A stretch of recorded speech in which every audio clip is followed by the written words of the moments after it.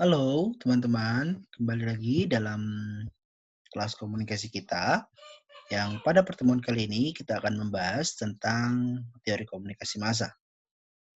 Teori komunikasi massa yang akan kita bahas itu dimulai dari teori-teori dasar hingga teori-teori kekinian seiring dengan perkembangan dalam kajian ilmu komunikasi massa yang terus berkembang.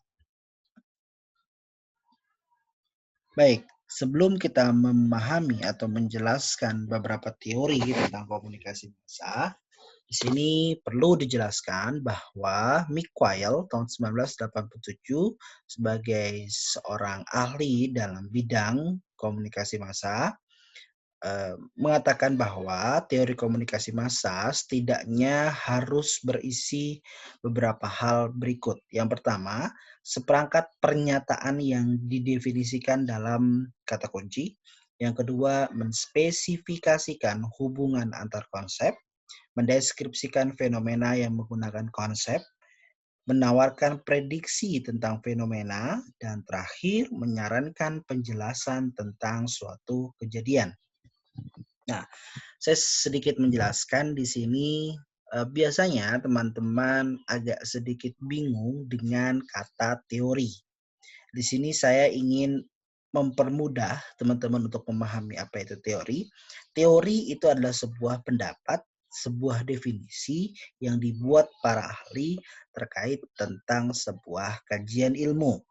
Kalau bicara tentang teori komunikasi massa, itu berarti definisi-definisi dari para ahli komunikasi massa untuk menjelaskan apa pendapat mereka terkait tentang beberapa hal dalam kajian ilmu komunikasi massa. Mikael di sini menyebutkan bahwa seperangkat pernyataan yang didefinisikan. Jadi teori itu harus berupa pernyataan yang memang dapat diartikan, artinya menggunakan bahasa-bahasa yang memang kita kenal, sudah disepakati dan mempunyai arti, bukan bahasa-bahasa yang ambigu dan sebagainya. Yang kedua, menspesifikasikan hubungan antar konsep. Hubungan antar konsep. Yang dimaksud dengan konsep itu adalah komunikasi massanya. Nah, menspesifikasikan hubungan antar konsep, artinya teori-teori yang dibuat oleh para ahli itu harus teori-teori yang relate, yang berhubungan dengan teori-teori yang disebutkan oleh para ahli yang lain. Jadi ada hubungannya antara konsep atau antara teori yang disampaikan oleh para ahli tersebut. Mendeskripsikan fenomena yang menggunakan konsep itu. Mendeskripsikan artinya menggambarkan, sementara fenomena itu adalah sesuatu yang sedang terjadi sekarang. Jadi fenomena yang terjadi sekarang itu harus bisa dideskripsikan dalam sebuah teori tersebut. Yang keempat, menawarkan prediksi. Jadi teori pun harus memberikan sebuah prediksi kalau suatu saat akan terjadi demikian, suatu saat akan terjadi begini, begitu, dan sebagainya. Yang kelima, menyarankan penjelasan tentang suatu kejadian. Jelas teori tujuannya untuk menjelaskan tentang sesuatu yang terjadi atau sesuatu yang telah terjadi dan sebagainya. Itu penjelasan sedikit terkait tentang teori yang disebutkan oleh menurut McQuail ada 5 syarat tentang teori komunikasi massa. Baik, selanjutnya kita masuk ke materi selanjutnya yaitu terkait tentang teori-teori komunikasi massa yang seperti yang sudah di awal saya bilang bahwa kita akan membahas teori komunikasi massa itu dibagi dalam dua bagian. Yang pertama teori dasar, yang kedua teori kekinian. Di teori dasar itu ada teori jarum suntik, arus bertahap, proses selektif, pembelajaran sosial, dan kultivasi. Sementara dalam teori kekinian itu ada yang disebut dengan media equation theory, spiral of silence theory, priming theory, use and gratification theory, agenda setting theory, dan media critical theory. Baik, pada pertemuan kali ini kita akan membahas teori dasar dulu. Pekan depan baru kita akan membahas tentang teori kekinian. Teori dasar. Teori dasar yang pertama adalah hypodermic needle theory atau teori jarum suntik. Kalau misalnya diartikan dalam bahasa Indonesia disebutkan oleh para ahli disebut dengan teori jarum suntik atau teori jarum. Di sini masyarakat menerima pesan dari media secara utuh dan langsung tanpa perantara, artinya masyarakat sendiri yang mengonsumsi media itu dan mendapatkan informasi dari media. Efeknya, sebuah pesan yang disampaikan secara jelas dan sederhana akan diterima sebagai sesuatu yang jelas dan sederhana pula. Teori ini juga mengasumsikan bahwa pengelola media lebih kuat dan lebih pintar dibandingkan audiens. Di sini masyarakat melihat langsung, mengkonsumsi langsung media itu, melihat langsung dan mempelajari langsung, mendengar langsung informasi apa yang disampaikan oleh media tersebut. Nah, tanpa masyarakat mengetahui ada apa di baliknya, tapi teori ini menjelaskan tentang bagaimana pokoknya masyarakat itu melihat pesan yang disampaikan oleh media. Ya, makanya di sini disebutkan bahwa asumsinya, teori ini mengasumsikan bahwa pengelola media atau yang berada di belakang media itu mempunyai kekuatan yang lebih, kepintaran yang lebih dalam tanda kutip dibandingkan audiensnya. Artinya audiens hanya bisa menerima saja. Artinya makanya disebut dengan teori peluru itu atau teori jarum suntik itu karena langsung menuju ke orang yang menyaksikannya atau orang yang mengkonsumsi media massa tersebut. Baik, yang kedua ada teori komunikasi banyak tahap ya. Ini ada beberapa konsep atau beberapa istilah terkait tentang teori komunikasi banyak tahap ya. Yang pertama, efek media terjadi secara tidak langsung dan termediasi melalui opinion leaders. Berbeda dengan teori hipodermik tadi, kalau teori komunikasi banyak tahap artinya menggunakan banyak tahapan untuk sampai kepada masyarakat. Efek medianya tentu tidak terjadi secara langsung kepada masyarakat dan diwakili oleh opinion leaders. Jadi pada saat itu, saat informasi disampaikan, informasi itu dipilih dulu oleh opinion leaders, dilihat dulu oleh opinion leaders apakah sesuai dengan masyarakat atau tidak, baru nanti sampaikan kepada masyarakat. Efek medianya tidak terjadi secara langsung. Kalau hipodermik, masyarakat melihat langsung, oh langsung berefek, oh begitu, oh begini dan sebagainya. Tapi kalau teori komunikasi banyak tahap, tidak demikian. Efek medianya tidak terjadi secara langsung. Karena yang menyampaikan bukan medianya langsung, tapi yang menyampaikan adalah opinion leaders, melalui opinion leaders. Jadi sudah diseleksi dulu informasi-informasi mana yang akan disampaikan kepada masyarakat. Teori ini menggambarkan bahwa sebagian orang menerima efek media dari tangan kedua, yaitu opinion leaders yang mempunyai akses lebih dulu pada media massa. Tangan kedua, tangan pertama adalah medianya, tangan kedua adalah opinion leader, dan masyarakat menjadi tangan ketiga. Artinya itu menunjukkan bahwa efeknya itu tidak akan terjadi secara langsung karena ada satu tahap tadi berbeda dengan hipodermik dari media langsung pada masyarakat, sementara teori komunikasi banyak tahap itu dari media ke opinion leaders lalu kepada masyarakat. Jadi tahapnya ada 3, lebih banyak daripada teori hipodermik tadi. Baik, yang ketiga, teori proses selektif. Masyarakat selektif menentukan efek apa yang mereka ingin dapatkan dari informasi yang diberikan oleh media. Kita mengetahui bahwa dalam media massa, informasi itu sangat banyak disampaikan oleh media. Jadi dalam sebuah media, informasi itu sangat luar biasa banyaknya. Maka masyarakat selektif bisa memilih sesuai dengan keinginan sendiri, kira-kira apa informasi yang ingin saya dapatkan. Saat kita memilih untuk mendapatkan satu informasi, maka kita sebenarnya juga sedang memilih efek apa yang akan saya dapatkan dari informasi tersebut. Misalnya, teman-teman yang laki-laki senang dengan berita-berita tentang olahraga, sepak bola, dan sebagainya. Kita akan selektif lebih memilih menonton televisi atau membaca berita terkait tentang hasil-hasil pertandingan sepak bola dan sebagainya. Itu efeknya adalah untuk kita, ya saya pengen berita tentang sepak bola aja, saya nggak mau tahu berita yang lain dan sebagainya. Sementara mungkin yang teman-teman perempuan lebih kepada kosmetik dan sebagainya. Itu tujuan atau maksud dari teori proses selektif tadi. Jadi kitanya menseleksi sendiri informasi apa yang ingin kita dapat, lalu efek apa yang ingin kita dapat dari informasi yang diberikan oleh media tersebut. Yang kedua, poin kedua, masyarakat akan menghindari informasi yang secara fundamental kontradiktif, ya, yang secara dasar itu berlawan dengan nilai atau ideologi yang selama ini mereka miliki dan yakini kebenarannya. Misalnya, kalau bicara tentang nilai-nilai, kita mungkin bisa lebih mudah memahami dengan contoh tentang agama. Jadi, teman-teman yang muslim akan menghindari informasi-informasi yang tidak terkait dengan Islam. Misal teman-teman yang muslim tidak mungkin uh, antusias gitu ya melihat tayangan-tayangan terkait tentang siraman rohani dari agama lain atau misalnya Kristen dan sebagainya. Begitu juga teman-teman Kristen pun memilih untuk tidak melihat atau memahami ya sering mengkonsumsi siraman-siraman rohani dalam agama Islam. Itu berkaitan tentang nilai-nilai atau ideologi yang selama ini mereka miliki dan yakini kebenarannya. Jadi kita akan menghindari informasi-informasi terkait tentang yang kontradiktif, yang berlawanan dengan nilai-nilai kita atau ideologi yang selama ini kita yakini dan kita miliki kebenarannya. Baik, yang ketiga adalah teori pembelajaran sosial. Teori ini memprediksi perilaku dengan melihat cara lain yang dilakukan oleh individu dalam proses informasi. Contoh dari personal atau media massa dapat menjadi penting dalam usaha memperoleh perilaku yang baru.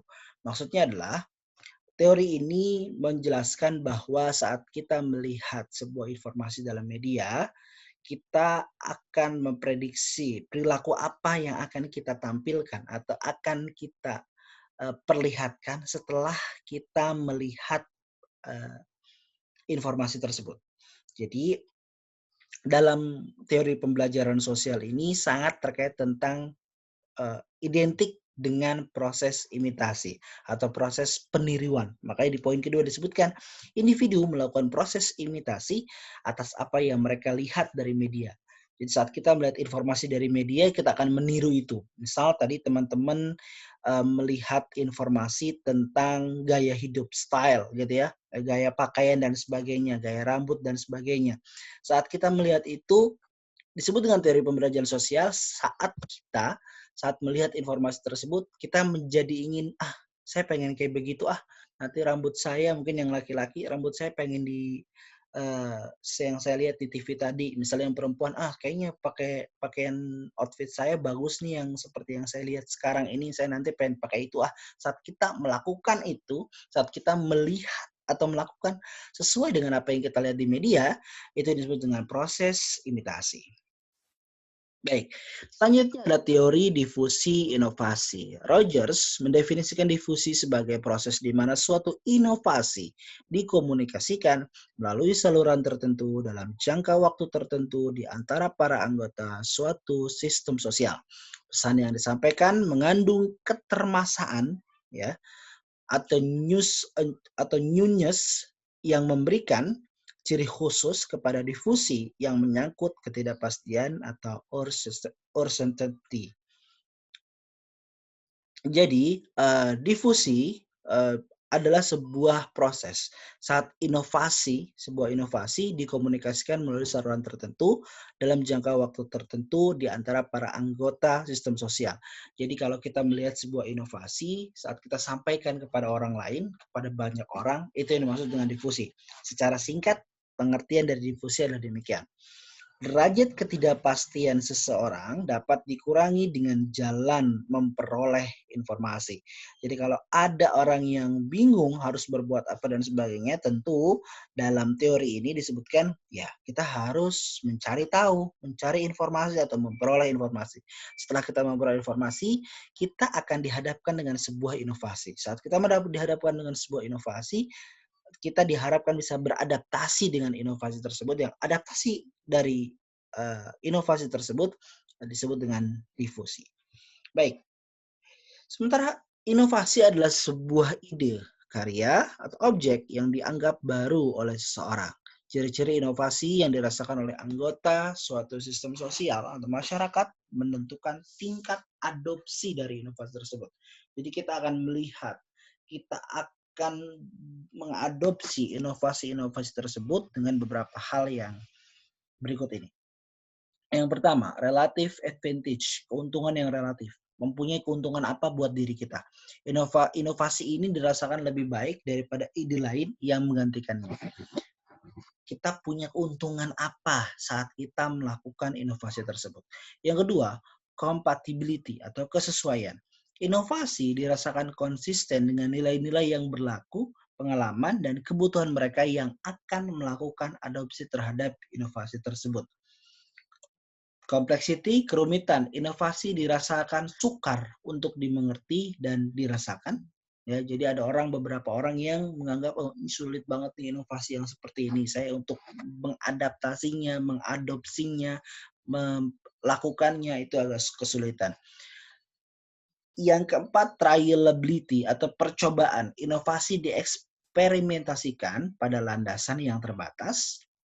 Jadi ada sesuatu yang tidak bisa dilalui karena hanya mampu kita lalui sesuai dengan kemampuan kita. Yang kelima ada observability, yaitu pengamatan. Inovasi dapat disaksikan oleh orang lain. Kalau kita contohkan inovasi, misal inovasinya adalah menggunakan media internet, misalnya menggunakan media Zoom. Biasanya teman-teman belajar, kita tatap muka di kelas dan sebagainya, tapi karena kondisi pandemi seperti ini, kita harus menggunakan Zoom. Inovasinya ya belajarnya lewat Zoom. Berbeda dengan saat kita belajar tatap muka di kelas. Ini sebuah inovasi. Keuntungan relatifnya apa sih buat teman-teman saat belajar tentang Zoom? Itu disebut dengan relative advantage. Kesesuaiannya, ini sesuai nggak sih dengan nilai-nilai kita? Apakah kita lebih enak bertemu tatap muka di kelas, belajar langsung di kelas, atau menggunakan Zoom dan sebagainya? Ini berbicara tentang subjektivitas dari setiap orang. Tergantung dari orang-orang yang mengatakan, kayaknya enakan Zoom deh, kayaknya enakan bertemu secara langsung deh, tatap muka secara langsung dan sebagainya. Yang ketiga, complexity. Inovasi dirasakan sukar untuk dimengerti dan dirasakan. Misal ada teman-teman yang, kayaknya nggak enak nih kalau misalnya kuliah lewat Zoom terus dan sebagainya. Itu disebut dengan complexity. Ada trialability, percobaan. Inovasi dieksperimentasikan pada landasan yang terbatas. Jadi kita hanya mengkonsumsi media atau inovasi ini karena memang ya keterpaksaan saja, karena keadaan saja dan sebagainya. Yang kelima ada observability, yaitu pengamatan. Yang inovasi dapat disaksikan oleh orang lain. Jadi saat kita mempunyai sebuah inovasi atau kita dihadapkan dengan sebuah inovasi, maka inovasi itu mempunyai sebuah ciri khas, yaitu salah satunya bisa disaksikan oleh orang lain. Itu maksud dengan dari observability. Maka Everett M. Rogers dan Shoemaker mengemukakan bahwa teori divisi inovasi dalam prosesnya mempunyai beberapa tahap. Yang pertama, pengetahuan, kesadaran individu akan adanya inovasi dan pemahaman tertentu bagaimana inovasi tersebut berfungsi. Kita tahu Zoom, kita tahu apa fungsinya, kita tahu bagaimana dia cara bekerja, kita tahu bagaimana cara penggunaannya, itu berkaitan dengan pengetahuan. Yang kedua, persuasi. Individu membentuk sikap setuju dan tidak setuju terhadap inovasi. Lagi-lagi, ini sifatnya subjektif karena persuasi berbicara tentang setuju atau tidak setuju terhadap sebuah inovasi. Misalnya teman-teman tadi setuju dengan Zoom atau tidak setuju dengan belajar melalui Zoom dan sebagainya. Yang ketiga, keputusan. Individu melibatkan diri pada aktivitas yang mengarah pada pilihan untuk menerima atau menolak informasi. Jadi kita mempunyai sebuah keputusan, apakah inovasi itu bisa kita terima, bisa kita lakukan, atau tidak bisa kita terima dan tidak akan kita lakukan. Jadi ini terkait tentang subjektivitas lagi. Yang keempat, konfirmasi. Individu mencari penguatan, dukungan terhadap keputusan yang telah dibuatnya, tapi mungkin saja ia berbalik keputusan jika ia memperoleh isi pernyataan yang bertentangan. Jadi saat kita sudah melewati kata pengetahuan, persuasi, keputusan, maka kita akan melakukan konfirmasi. Konfirmasi itu adalah kita mencari sebuah dukungan. Dukungan apa? Misalnya teman-teman yang setuju akan tanya ke teman-teman yang lainnya, pendapat lu kalau misalnya menggunakan Zoom gimana? Enak nggak kuliahnya? Gue juga setuju kok, gue juga suka, lebih enakan pakai Zoom dan sebagainya. Itu bagian atau salah satu contoh dari konfirmasi. Bisa juga konfirmasinya teman-teman yang positif atau teman-teman yang suka dengan belajar menggunakan Zoom akan nanya kepada temannya, lalu temannya akan menjawab, saya nggak suka. Bisa saja orang yang tadinya suka, tadinya setuju, bertanya sama orang, lalu orang itu menjawab tidak suka, dia bisa berubah dari suka menjadi tidak suka atau sebaliknya. Ini disebut dengan Mickwell, yang dijelaskan oleh Mickwell dalam bukunya terkait tentang teori difusi inovasi. Maka teori difusi inovasi disampaikan oleh Rogers dan Shoemaker Komunikator mendapatkan pesan dari media yang akan sangat kuat untuk mempengaruhi orang-orang. Teori ini menganggap segala isi media merupakan sebuah hal atau tren baru inovasi sehingga orang lain akan segera mengikuti tren baru tersebut, disebut dengan difusi. Ya, jadi inovasi adalah sebuah hal-hal yang baru menurut orang, lalu orang-orang akan mengikuti tren tersebut atau hal-hal baru tersebut, itu yang dimaksud dengan difusi. Dengan munculnya teori ini, penggunaan media sebagai alat untuk berpromosi dan public relations tool mulai digunakan oleh berbagai pihak dalam masyarakat. Ini sebuah fungsi nanti yang akan berkaitan dengan tugas dan pekerjaan kita pada saat nanti kita sudah berprofesi atau memilih profesi dalam bidang komunikasi. Terakhir, ada teori kultivasi.